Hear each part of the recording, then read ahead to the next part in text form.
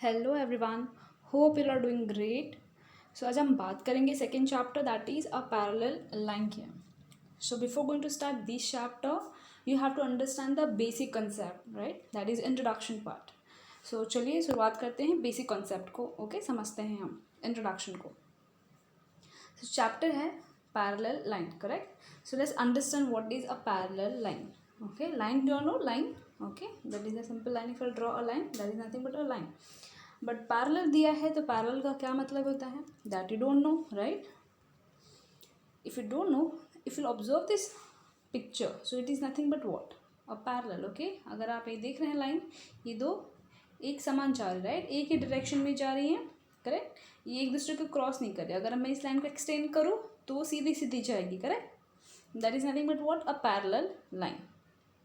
Okay, so if you observe this kind of picture, so it is nothing but what you have observed, might you have observed on the railway track, correct? ऐसे horizontal होते हैं, ऐसे parallel line होती है railway track की, correct? Okay, now the second thing, if you observe this, क्या समझ आती है आपको ये बात? ये ladder है, करेक्ट? सीढ़ियाँ हैं आपके, सीढ़ी देखा आपने, करेक्ट? बस वही है। तो ये क्या होती है? ये पैरेलल होती हैं, करेक्ट? टेढ़ी मेढ़ी तो नहीं होती ना, सीधी होती है, ठीक है? एक ही दिशा में ऐसे जाती हैं, ओके? इनका डायरेक्शन सीधे होता है।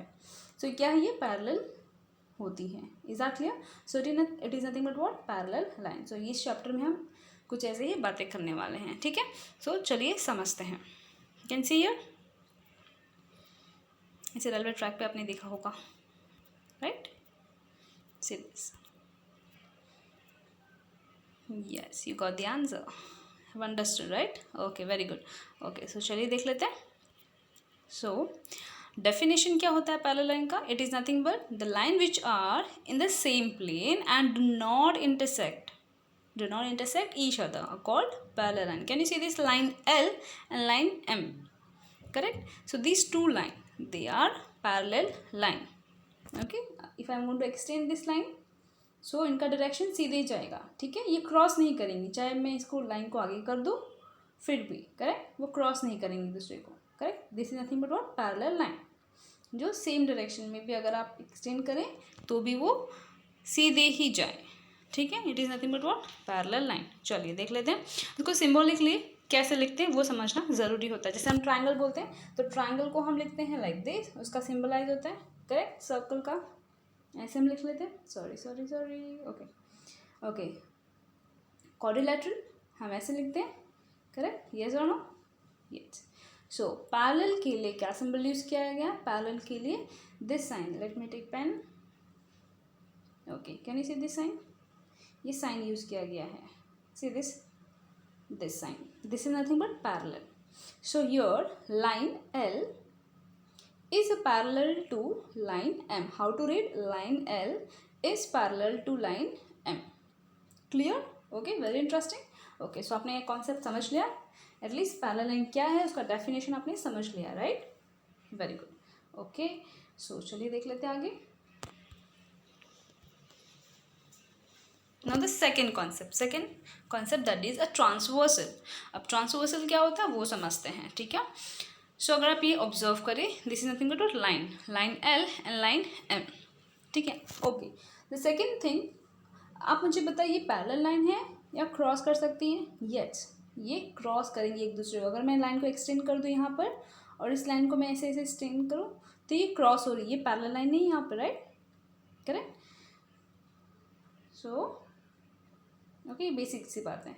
सिर्फ आपको ऑब्जर्वेशन आपकी अच्छी होनी चाहिए। अब जब भी ज्योमेट्री सॉल्व करते हैं तो आपको ऑब्जर्वेशन टेक्निक काम करती है, क्लियर?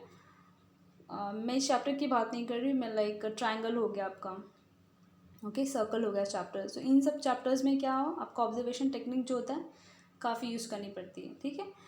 सो डायग्राम को ऑब्जर्व करें फर्स्ट और कॉन्सेप्ट को आप सॉल्व कर सकते हैं, ठीक है? तो ये क्या हो गया, ट्रांसवर्सल।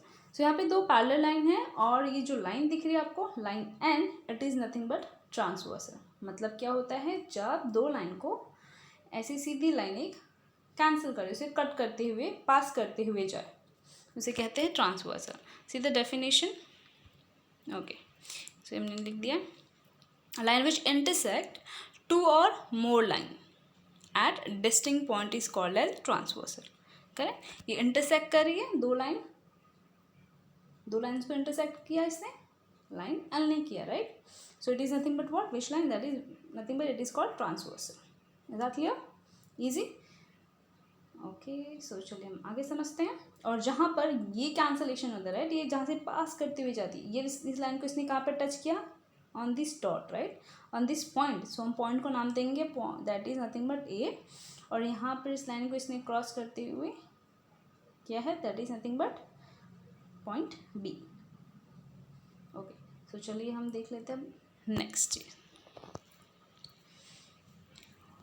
आई होप आपको समझ में आ रहा है video. Okay, if you are having any doubt you can ask doubt in comment section, don't hesitate. Okay, so चलिए next concept, that is angle made by transversal. ठीक है, हमने तो समझ लिया ट्रांसवर्सल क्या होता है, ये है दो लाइन, और ट्रांसवर्सल हो जाता है this, that is an, correct.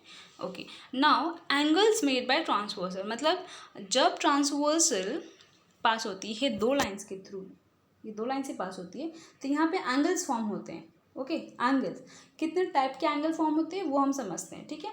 So first हम समझेंगे first one, that is nothing but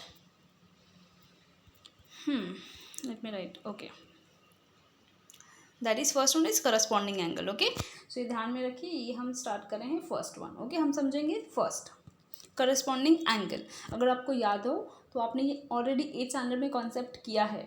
okay, is just like a revision. Okay, so introduction part में आपका रिवीजन टाइप लिया जा रहा है कि ताकि आपको चीज़ें बेहतर तरीके से समझ आए। Okay, now here what is corresponding angle. Corresponding angle क्या होता है, चलिए देख लेते हैं। अगर आप यहाँ पे देखिए तो यहाँ पे 4 एंगल फॉर्म हुए और यहाँ पर भी 4 एंगल फॉर्म किए गए, ठीक है। अब कौन सा एंगल किसके करस्पॉन्डिंग है वो समझते हैं। So what is corresponding, you can see angle 3, मतलब हमने यहाँ पे नंबर लिखा है। सो 3 किसके करस्पॉन्डिंग हो जाता है, 7 के। Next, okay, like this, clear. Okay, now will see the second one, 2 and 6। Okay, अब आप ट्राई कीजिए, अब कौन सा एंगल किसके करस्पॉन्डिंग हो सकता है, yes, at least try. Okay, so यहाँ पे आप बता सकते हैं 1 corresponding to 5 and 4 corresponding to 8। Easy, काफ़ी ईजी हो गया। अगर आपने ये दो समझ लिया तो आप दो आसानी से कर सकते हैं, एटलीस्ट बता सकते हैं, ठीक है। चलिए देख लेते हैं राइट या रॉन्ग है। चलिए, सो क्या हो गया, 4 करस्पॉन्डिंग किसके, 8। वेरी गुड, सी अगर आपने आंसर किया तो आप राइट हैं। ईजी, काफ़ी ईजी है concept. Okay, now what is the last one, sorry, okay, 1 corresponding to 5। okay, so these are nothing but what, corresponding angle। okay,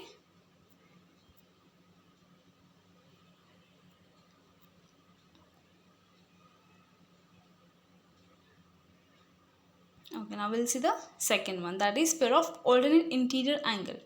alternate अगर आप समझ रहे हैं, ये वर्ड को ध्यान देते हैं, ऑल्टरनेट एक होता है interior angle, pair of interior angle जो हम आगे करेंगे, बट यहाँ पे देखिए वर्ड क्या दिया है, pair of alternate interior angle. Okay, alternate, अब इसको समझना ज़रूरी है आपके लिए।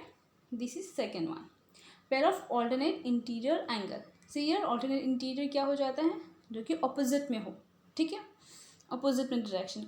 हाँ, दूसरी बात, ये हम बात कर रहे हैं इंटीरियर एंगल। इंटीरियर एंगल आप ध्यान में रखिएगा, आपको ट्यूशन आप स्कूल्स में बताया जाए ना बताया जाए, आप बस समझ के रखिए। इंटीरियर मतलब जो इनसाइड हो, ठीक है, जो लाइन के इनसाइड में एंगल्स फॉर्म करते हो उसे कहते हैं इंटीरियर एंगल। अब यहाँ पे इंटीरियर ना बोलते हुए क्या बोला है, ऑल्टरनेट इंटीरियर एंगल, ठीक है। सो ऑल्टरनेट है, यहाँ पे देख रहे हैं आप, क्रॉस में जा रहा है, और इंटीरियर मतलब इनसाइड ऑफ दिस लाइन, ध्यान में रखिए, ठीक है।